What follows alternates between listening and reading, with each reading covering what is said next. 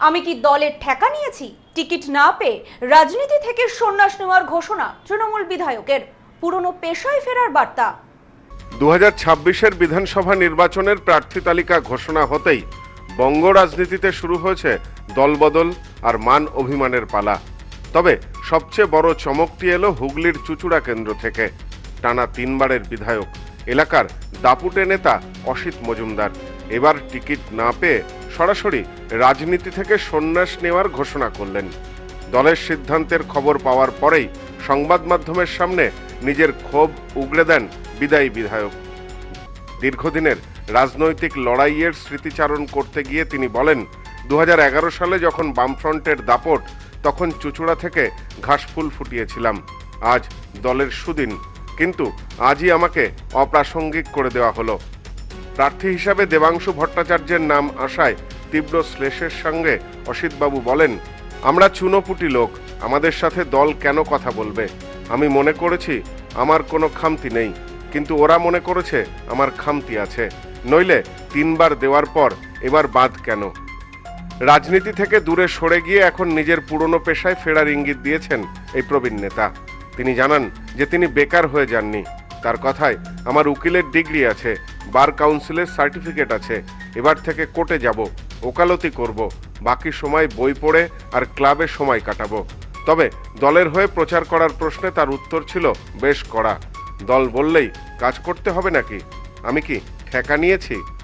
রাজনীতি থেকে বিশ্রামের কথা বললেও অন্য দলে যোগদানের সম্ভাবনা একেবারে উড়িয়ে দেননি তিনি। নিজের অনুগামীদের আবেগ প্রসঙ্গে তিনি বলেন, কর্মীদের মন ভেঙেছে ঠিকই, তবে তা সময়ের সঙ্গে সঙ্গে ঠিক হয়ে যাবে।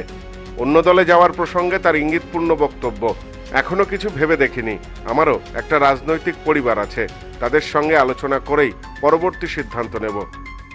দল মনে করেছে যে আমার চাইতেও দেবাংশু ভালো হবে, কারণ এরা যুবক, এরা অনেক বেশি ফাইটার, আর দেবাংশুর একটা লড়াকু ইমেজ আছে, অতএব নিশ্চয়ই ভালো হবে। দল মনে করেছে এখানে বিজেপিকে হারাতে গেলে আমাদের চাইতেও দেবাংশু জোরদার শক্তিশালী প্রার্থী হবে, তাই ওকে দিয়েছে। আমাদের অরিজিনাল লড়াই তো বিজেপির সঙ্গে, তো বিজেপিকে যে হারাতে পারবে দলনেত্রী তার কথাই ভেবেছেন, দিয়েছেন ওকে, সবাই আমরা করব। না, আমার সাথে কিছু কথা হয়নি। কথা বলার প্রয়োজন আছে নাকি? যেখানে দিদিমণি অভিষেক সিদ্ধান্ত নিচ্ছে, এরা দলের সর্বময় কর্তা, আমরা তো চুনোপুটির লোক, আমাদের সাথে কেন কথা বলবে বলুন? 2011 থেকে 2026 দীর্ঘ 15 বছর চুঁচুড়ার বিধায়ক পদে থাকা অসিত মজুমদারের এই সরে দাঁড়ানো ওই কেন্দ্রে তৃণমূলের জন্য বড় চ্যালেঞ্জ হতে পারে বলে মনে করছে রাজনৈতিক বিশ্লেষকেরা।